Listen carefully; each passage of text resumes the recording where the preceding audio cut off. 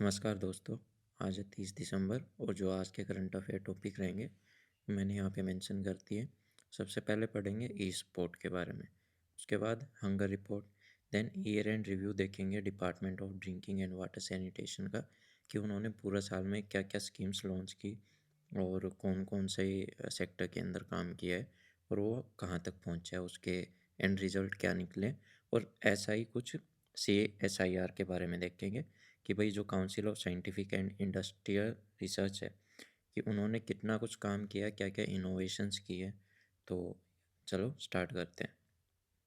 लेकिन before starting मेरी एक रिक्वेस्ट आप सभी से, देखो बच्चे काफ़ी वीडियोस देखते हैं, ठीक है, बट वो वीडियो को है ना, मतलब देख तो जाते हैं, अच्छा भी लगता है, ठीक है, बट है ना आप चैनल को सब्सक्राइब नहीं करते।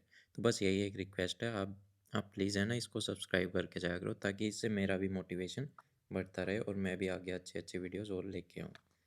तो चलो स्टार्ट करते हैं अपना पहला टॉपिक, ई स्पोर्ट।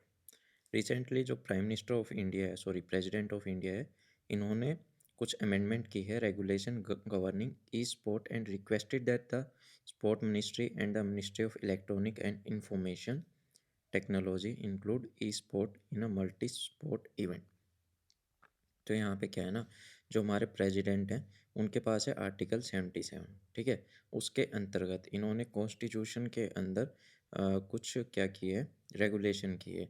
और जो हमारी स्पोर्ट्स मिनिस्ट्री है और साथ ही साथ जो ministry of electronic and information technology है, इनको कहा है कि आप ई स्पोर्ट को मल्टी स्पोर्ट कैटेगरी के अंदर डालिए, है ना।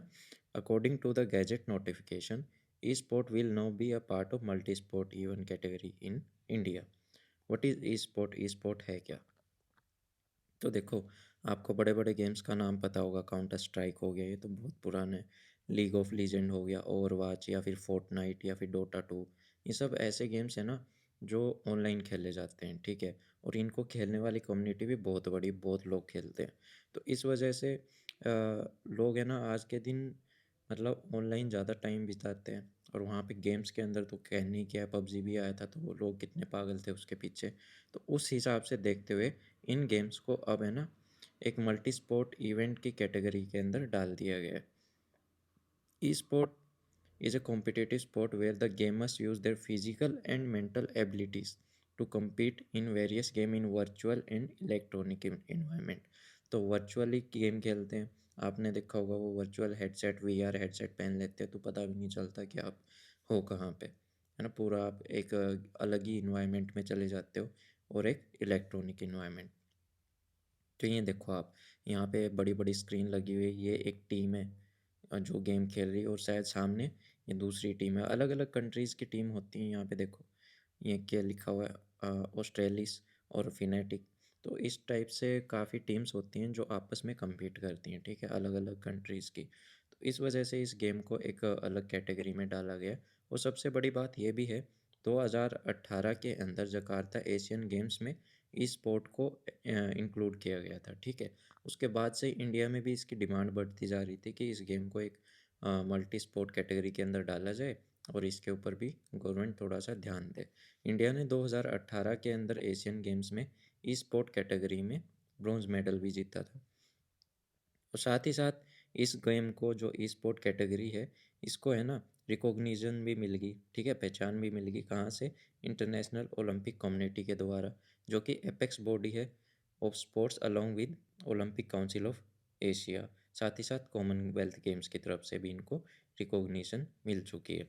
IOC ऑर्गेनाइज करती है virtual Olympic series before the Tokyo Olympic 2020। 2020 के अंदर जो टोक्यो ओलंपिक्स हुए थे, उस टाइम पे ई स्पोर्ट टूर्नामेंट करवाया गया था IOC के द्वारा। IOC कौन सी है? International Olympic community. E sport has been included OCA event since 2007। 2007 से इसको इंक्लूड किया हुआ है।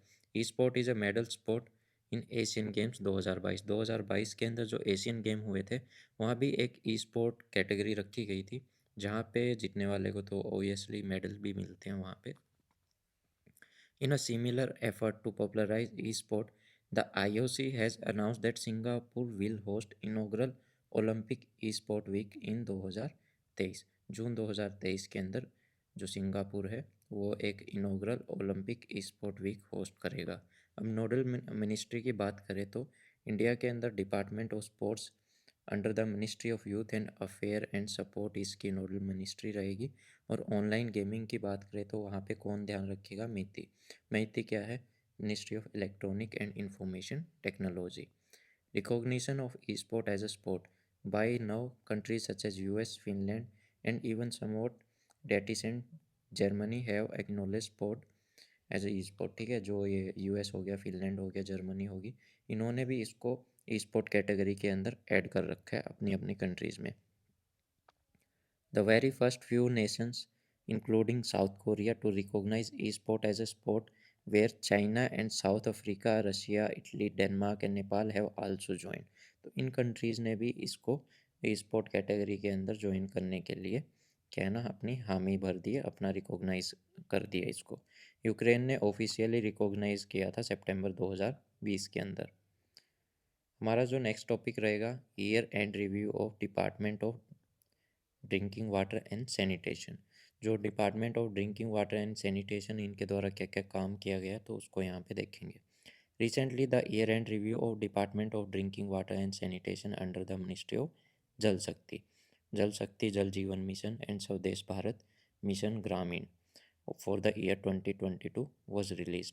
कि भाई इन मिशंस के अंडर में जो जो भी अच्छे काम हुए हैं, जितनी भी उपलब्धियां हासिल हुई है, तो उनके बारे में यहाँ पे डिस्कस किया जाएगा। What are the key achievement of J बोले तो जल जीवन मिशन। कवरेज की बात करें तो कवरेज अंडर जल जीवन मिशन, तो एक बार को देखो, एक बार इनको भूल जाओ आप, जो ये यहाँ पे लिखा हुआ है, तो यहाँ से देखते हैं हम। ठीक है, 2019 15 अगस्त 2019 की बात करें तो उस टाइम पे जो डेटा था, देखो टैप वाटर सप्लाई रहती थी उस टाइम पे करीबन 3.23 करोड़ रूरल हाउस होल्ड्स के अंदर। ठीक है, करीबन 3.25 करोड़ लोगों के घरों पे ही केवल टैप वाटर पहुंच पाता था, जो कि 16.72% हो गया। ठीक है, रूरल का। ये देख सकते हो, ये जो लाइट ऑरेंज कलर है, तो इसका मतलब है कि यहाँ के जितने भी लोग हैं, 0 से 10% लोगों के घरों में ही टैप वाटर पहुँचता है। वही हम बात करें तो दिसंबर 2022 तक की, तो ये देख रहे हैं आपको बिल्कुल बिल्कुल डार्क ब्लू है। ठीक है, यहाँ पे पंजाब हो गया, हरियाणा हो गया, कुछ पार्ट यहाँ पे हिमाचल का हो गया, और यहाँ पे फिर राजस्थान आ गया, और इधर गुजरात पूरा। तो ये कुछ ऐसी स्टेट्स हैं जहाँ पे 100% हर एक घर के अंदर नल का पानी पहुँचता है। ठीक है, तो इतना कुछ हमने अचीव किया। Now more than 10.76 crore rural households are getting tap water supply. 4 states namely Goa, Telangana, Gujarat and Haryana, साथ ही साथ 3 union territory Puducherry, Daman and Diu and Dadra Nagar Haveli, और साथ ही साथ Andaman and Nicobar island as reported as Har Ghar Jal. मतलब इनके जितने भी घर हैं, वहाँ पे जितने भी परिवार रहते हैं, उनके हर एक घर के अंदर टैप वाटर सप्लाई पहुँच रहा है ना। अब देखते हैं जल जीवन मिशन। तो हाँ, गोवा बिकम फर्स्ट हर घर जल। मतलब जो स्टेट, गोवा स्टेट्स की बात करें तो गोवा पहली ऐसी स्टेट बनी जिसने ये टारगेट बिल्कुल 100% अचीव किया। और अगर हम इसका यूनियन टेरिटरी का बात करें तो उसके अंदर दादर नगर हवेली और दमन एंड दीव पहली ऐसी यूटी बनी जहाँ पे हर घर जल सर्टिफिकेट मिला इसको, इंडिया के अंदर अगस्त 2022 के अंदर। Burhanpur district of Madhya Pradesh became the first Har Ghar Jal certified district in India in July 2022। हर घर जल certificate। Once a village is declared as Har Ghar Jal, the Gram Panchayat of that village conduct a special Gram Sabha and passes a resolution with the concurrence of all the village members that all the household, school, Anganwadi, public institution in their village have functional tap connection and declare themselves Har Ghar Jal certificate। तो ये certification मिलता कैसे है? तो क्या है ना, जिस भी गांव के अंदर 100% घरों के अंदर जहाँ ये जो टैप का पानी है, नल का पानी आने लग जाता है, तो उस गांव की ग्राम सभा बैठ के एक ग्राम पंचायत करती है, और उसके अंदर ये बताया जाता है कि हर एक घर के अंदर नल पहुंच चुका है, और वो खुद को डिक्लेयर करती है कि हमारा गांव क्या है ना, हर घर जल सर्टिफाइड हो चुका है। तो इस तरह से ये सर्टिफिकेशन होता है। कवरेज की बात करें तो एक बार यहाँ पे देखो। ठीक है। डिस्ट्रिक्ट्स की बात करें तो 125 डिस्ट्रिक्ट्स रिपोर्ट हुई थी। देखो यहाँ पे देखो, पहले तो सर्टिफाइड स्टेट्स और union territory, Goa, Andaman and Nicobar, Puducherry, Daman Diu, Dadar Nagar Haveli और हरियाणा। ये वो सर्टिफाइड स्टेट्स है जहाँ पे हर घर जल स्टेटस हो चुका है, सर्टिफिकेशन मिल चुका है। ठीक है। पंचायत की बात करें तो इतनी पंचायत सर्टिफाइड है, इतनों ने अभी यहाँ पे काम चल रहा है। और विलेजेस की बात करें तो इतनी और ब्लॉक्स की और डिस्ट्रिक्स 56 डिस्ट्रिक्स ऐसी हो चुकी है जहाँ पे 100% हर घर जल मिशन पहुँच चुका है। जल जीवन मिशन विल प्रिवेंट, और सबसे बड़ी बात यह है ना कि ये जो पानी जाता है ये बिल्कुल प्योर होता है। ठीक है। इसकी वजह से हम हर साल 1.36 लाख अंडर 5, मतलब 5 साल से कम के बच्चों की जो डेथ होती थी पहले ड्यू टू मतलब ये ख़राब पानी की वजह से, जिसमें बैक्टीरिया होते थे और उससे वो बॉडी के अंदर जाते तो किसी न किसी तरह से टॉक्सिक प्रो रिलीज़ करना स्टार्ट कर देते बॉडी के अंदर, या फिर फूड पॉइजनिंग हो जाती थी। तो वो सब चीज़ें हैं ना, अवॉइड कर चुके हैं हम, उन सब चीज़ों से उभर चुके हैं। करीबन इतनी ज़िंदगियाँ हम हर साल साफ़ पानी की वजह से बचा रहे हैं। ठीक है। और जल जीवन मिशन का जो विज़न है कि भाई सस्टेनेबल डेवलपमेंट गोल को हमको अचीव करना है, जो सस्टेनेबल डेवलपमेंट गोल 6। ठीक है। तो वो भी हम इसको अच्छे से अचीव कर लेते हैं यहाँ पे। Status of water quality monitoring and surveillance. तो मतलब वाटर की क्वालिटी को कैसे मेज़र किया जाता है, तो इसके लिए करीबन 2000 से ज़्यादा की वाटर क्वालिटी लैब्स बना रखी हैं, जो कि क्या करती है ना, पब्लिक वाटर का टेस्टिंग करती रहती है, उनके सैंपल्स को कलेक्ट करती रहती हैं, काफ़ी एक नॉमिनल सी कॉस्ट पे, काफ़ी कम रुपए के अंदर, और पूरा पानी की जांच करती रहती है और अपनी रिपोर्ट्स आगे भेजती रहती है। कहीं पे भी कोई भी इशू होता है तो उसको टाइमली रिजॉल्व कर लिया जाता है। इम्प्लीमेंटेशन स्पोर्ट एजेंसीज़ की बात करें तो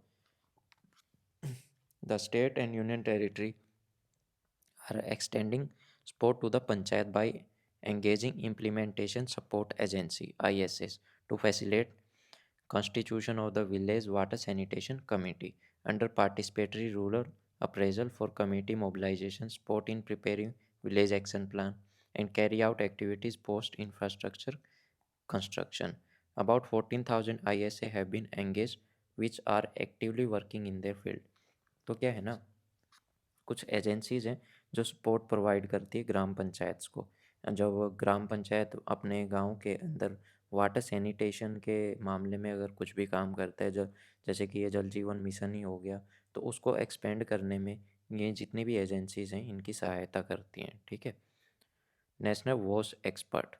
National Center for Drinking Water, Sanitation and Quality has been entrusted with the task of impanelment and deployment of national WAS experts on the ground truth and technical assistance to the states in implementation of Jal Jeevan Mission. तो यहाँ पे क्या कहा गया है ना कि भाई ऐसा नहीं है कि आपने बोल दिया कि हमारा गांव जल जीवन मिशन सर्टिफाइड है और हमने मान लिया। तो उसके लिए कुछ ऐसी एक्सपर्ट्स की एक कमेटी बना रखी है, एक ग्रुप होता है जो कि गांव-गांव जाके इन चीज़ों को क्या करता है ना, खुद से जाके देखता है। ठीक है, ताकि जो ग्राउंड ट्रूथ है ना, जो ग्राउंड रियलिटी है, वो सामने रहे। During 2022 62 teams have been visited 1035 villages for the ground truthing of the implementation of work done under the JJM। जल जीवन मिशन के तहत 1035 विलेजेस के अंदर 62 टीम ने दौरा किया। ठीक है, विजिट किया और वहाँ पे जाके ग्राउंड रियलिटी देखी कि हाँ भाई सच में ये काम हो रखा है या नहीं। Use of the technology for drinking water supply and water quality, कि भाई वाटर क्वालिटी और वाटर सप्लाई की कंडीशंस कैसी होनी चाहिए, वहाँ पे क्या क्या टेक्नोलॉजी यूज़ करनी चाहिए, तो उसके बारे में यहाँ पे बात की गई है। JJM focus on various technology for community led implementation of sources sustainability measures such as aquifer recharge, rain water harvesting, कि भाई पानी को कैसे बचाना चाहिए और उसको जो ग्राउंड वाटर उसको कैसे रिचार्ज करना चाहिए, इंक्रीज़ करनी चाहिए storage capacity of water bodies, जो भी रिजर्वोयर है डिसिल्टिंग होनी चाहिए कि वहाँ से जो पानी है ना वेस्ट ना हो जाए, वाटर इरोजन ना हो जाए किसी भी तरह से।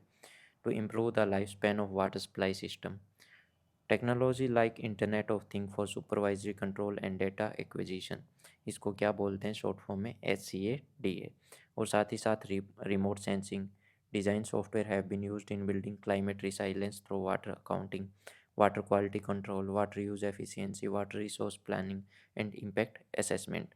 तो यहाँ पे इंटरनेट की भी सहायता ली जाती है, सॉफ्टवेयर्स का पोर्टल बनाए जाते हैं जो हर तरह से है ना पानी की क्वालिटी और कोई इशू ना हो जाए, हर एक चीज़ पे वो नज़र रखता है, मेंटेनेंस पे नज़र रखता है, कहीं पे वाटर लीकेज ना हो रही हो, वेस्टेज ना जा रहा हो, है ना? इन सब चीज़ों पे पूरा ध्यान रखता है, मेंटेनेंस की भी बात कर ली, मॉनिटर करता है कि सस्टेनेबल रहे सब कुछ, ठीक है? बेटर कस्टमर सेटिस्फैक्शन रहे, मतलब कोई भी अगर कंप्लेंट करता है तो जो टाइम पीरियड होता है उसी के अंदर उसका क्या कर देना चाहिए, उसको सही कर देना चाहिए। तो इस तरह से ये पूरा ध्यान रखता है। ग्रीवियंस रिड्रेसल मैकेनिज्म, तो ये इसका तो हमने डिस्कस कर ही लिया कि भाई एक ग्रीवियंस रिड्रेसल सेल बनाया जाएगा जिसके अंदर कोई भी पब्लिक अपनी जाके क्या ना कंप्लेंट लॉज करवा सकती है और उसके बाद में पूरा सिस्टम उसको चेकआउट करेगा और उसको ठीक किया जाएगा।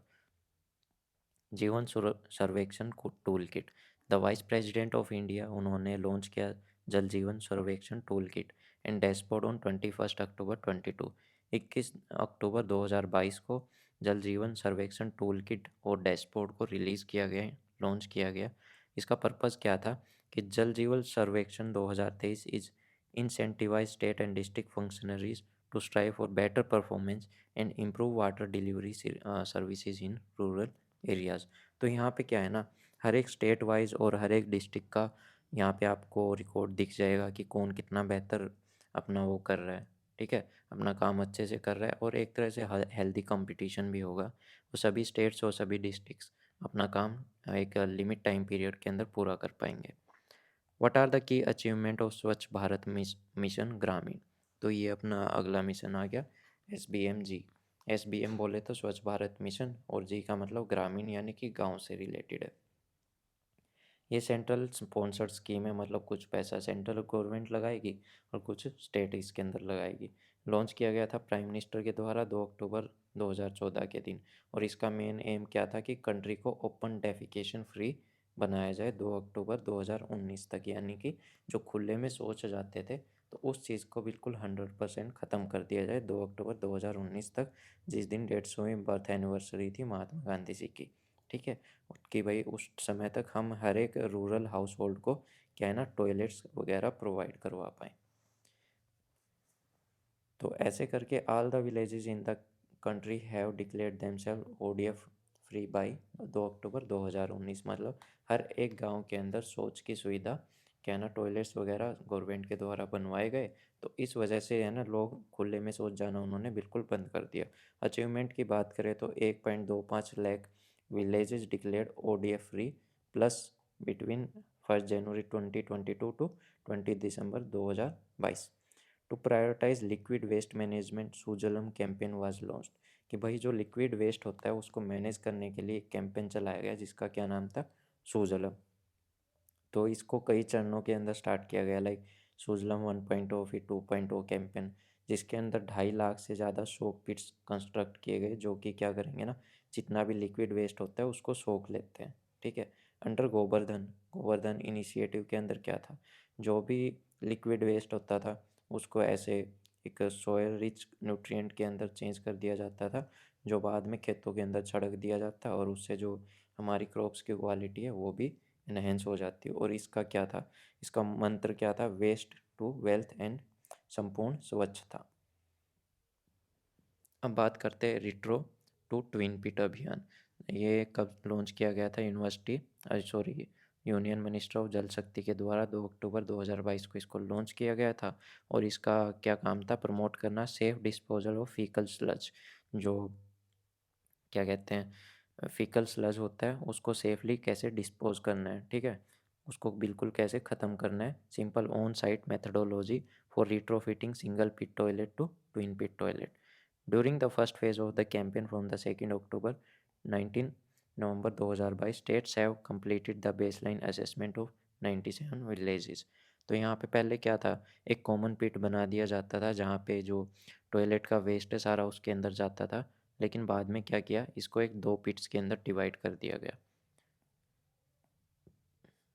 मीन 2022, ठीक है।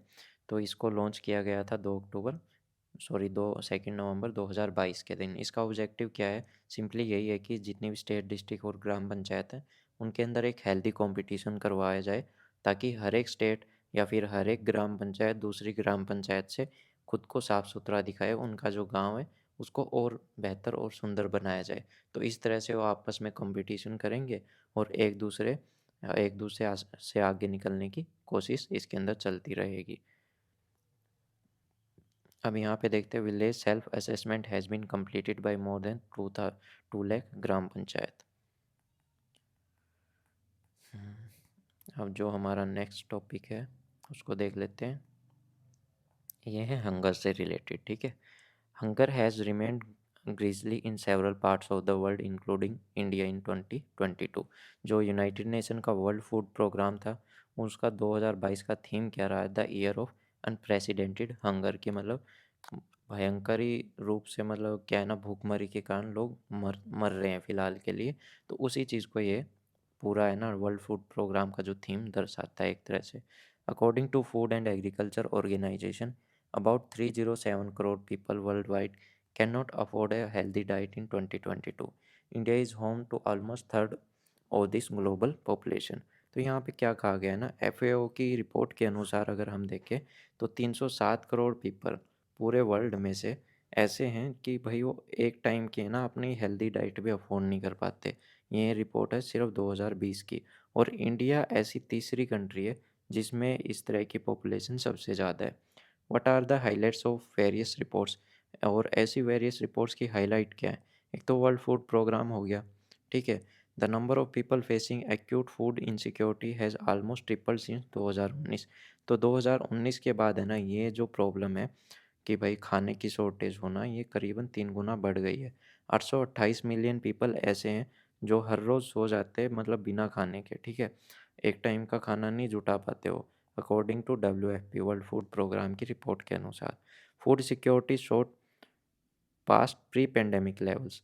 कि भाई जो प्री पेंडेमिक लेवल्स है ना उससे तो भयंकर ही रूप से ख़राब होती जा रही, स्पेशली वार टोन प्लेसेस। अब जैसे कि यूक्रेन में लड़ाई हो रही है, ठीक है। तो वहाँ पे भी कई फैमिलीज ऐसी हैं कि अब उनको खाने के लाले पड़े हुए हैं, ढंग से खाना मिल नहीं पा रहा। ऊपर से जो क्लाइमेट है, मौसम के बदलाव के कारण कई बार क्या होता है, कहीं पे सूखा ज़्यादा पड़ जाता है तो कहीं पे बारिश नहीं रुकती, ठीक है। तो इस वजह से भी जो फसल वगैरह हमारी ख़राब हो जाती है और खाने की, और जो ये खाने की चीज़ों की शॉर्टेज हो जाती है, तो उस वजह से भी भूखमरी बढ़ती जा रही है। The future of food and agriculture by FAO। According to FAO की रिपोर्ट के अनुसार अगर हम देखें, food future of food and agriculture drivers and triggers for transformation, the world will witness persistent food insecurity if agri food system remains the same. तो यहाँ पे इनका क्या कहना है कि अगर जो सिस्टम से आज का दिन चल रहा है ना, जो एग्रीकल्चर, जो एग्री फूड आज हम जिस हिसाब से बना रहे हैं या खेती जिस हिसाब से कर रहे हैं, अगर यही हिसाब किताब चलता रहा ना, तो ये जो समस्या है ये बढ़ती जाएगी, ख़त्म नहीं होएगी, रुकेगी भी नहीं, ठीक है, स्टेबल भी नहीं होगी, ये और बदतर होती जाएगी। अगर इसके अंदर हमको कुछ चेंज करने हैं तो वो सही टाइम अभी है।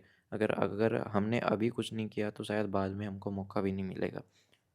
By 2050, there will be 10 billion people in the world to feed, and there will be an unprecedented challenge if the significant attempts are not made to reverse current trend।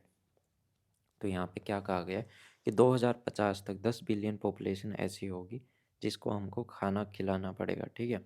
आज के दिन 8 बिलियन से ज़्यादा population हो चुकी है world की, और अगर 10 बिलियन की बात करें तो भाई बुरा हाल हो जाएगा उस टाइम पे।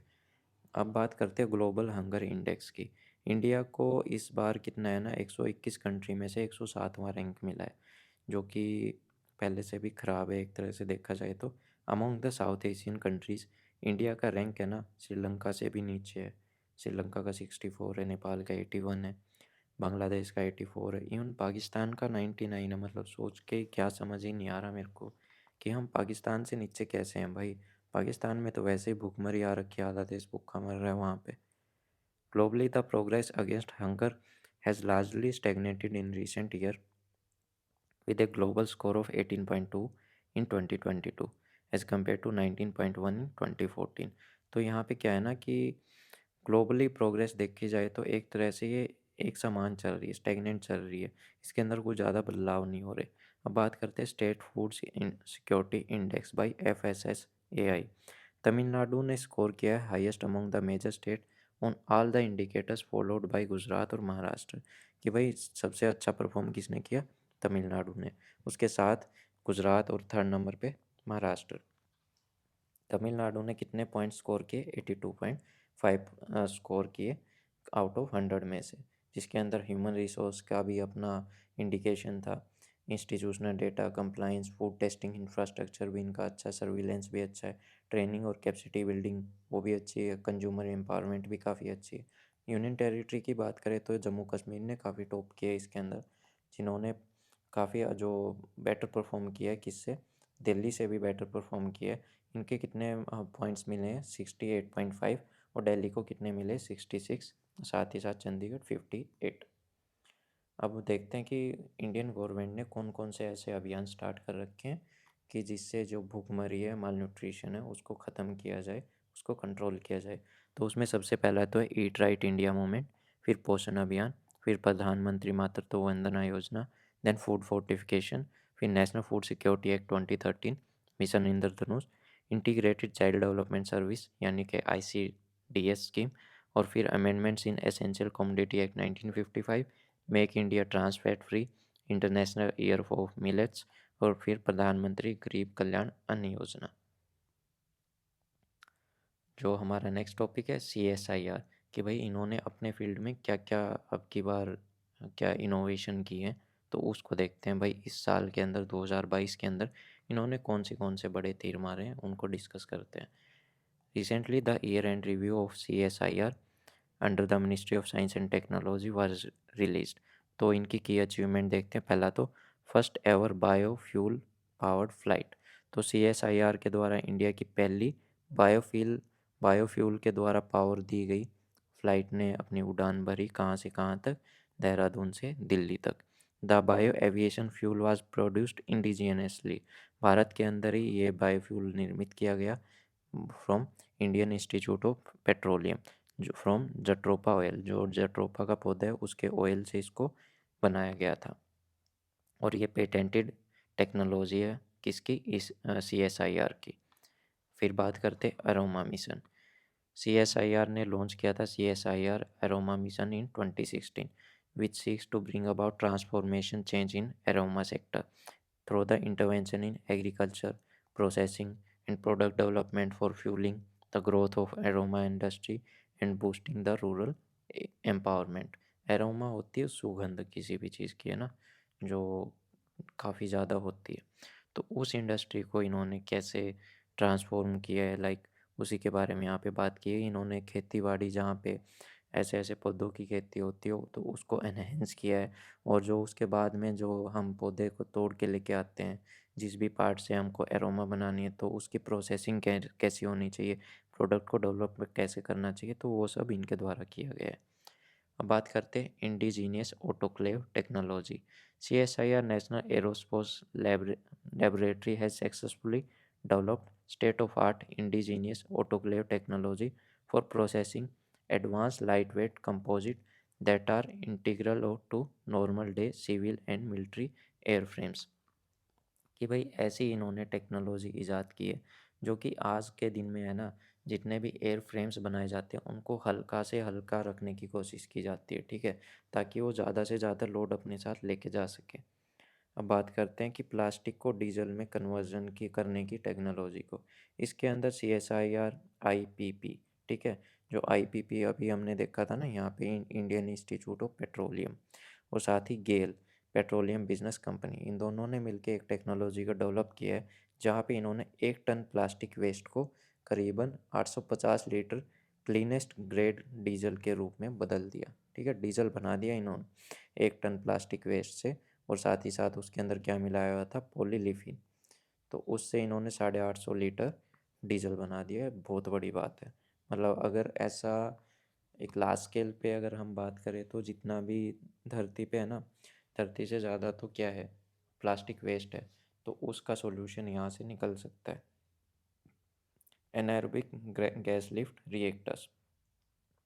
तो आईआईसीटी ने डेवलप किया है। आईआईसीटी क्या, Indian Institute of Chemical Technology, इन्होंने डेवलप किया और पेटेंटेड है a high rate of biomethanation technology known as AGR for the generation of biogas and biomanure from organic solid waste like poultry litter, food waste, press mud, cattle manure, organic fraction of manipulation of solid waste and sewage sludge। तो इन सब material से है ना ये high quality क्या बना सकते हैं, बायोगैस और बायोमैन्योर। बात करते हैं Renu technology. National environment and engineering research institute had developed this technology from the construction of wetlands. जो वेटलैंड है उनके द्वारा इस टेक्नोलॉजी को बनाया गया है, जहाँ पे restoration of nala with economic units was successfully implemented as a part of national mission to keep Ganga clean for the pilgrimage during the holy festival। अब बात करते हैं दृष्टि ट्रांसमीमोमीटर। CSIR NAL have developed and transferred the technology of Drishti transmissometer that has been developed in many airports in India। Transmissometer is a visibility measurement system जो कि visibility को measure करता है during the airport operation and landings. आपने देखा होगा कई बार है ना फॉग ज़्यादा बढ़ जाती है, तो जब एक पायलट अपने प्लेन को लैंड कर रहा होता है तो उसको रनवे नहीं दिखता, ठीक है। और उसी विजिबिलिटी को मेज़र करने के लिए ये इंडिया के अंदर निर्मित ट्रांसमिसोमीटर है जिसका नाम क्या है, दृष्टि। फिर बात करते हैं हेड्स अप डिस्प्ले की। The transfer agreement for the manufacturing of new variant of heads up display. आजकल आपने देखा होगा गाड़ियों के अंदर भी ये आती है HUD। HUD क्या है, हेड अप डिस्प्ले। एक तरह का ट्रांसपेरेंट ग्लास होता है जिसके अंदर क्या है ना, आपको गाड़ी की स्पीड क्या है पूरा डेटा उसके अंदर आपको दिखाई देता रहता है। तो आपको जो अपने डैशबोर्ड के ऊपर जो लगा होता है उसको देखने की ज़रूरत नहीं है। इस हेड्स अप डिस्प्ले में आपको बिल्कुल डायरेक्ट अपनी विंडशील्ड पे ही सारा डेटा दिख सकता है। तो इसका मैन्युफैक्चर करने का इनको कॉन्ट्रैक्ट मिला है, किसके लिए, तेजस फाइटर एयरक्राफ्ट के लिए, ठीक है। भारतीय निर्देशक द्रव्य BND 420 इंडिया का first home grown high purity gold reference standard development है through the collaboration among the Indian government mint and Bhabha atomic centre, CSIR NPL and national centre for composite conversation of material. अब बात करते हैं shale gas की।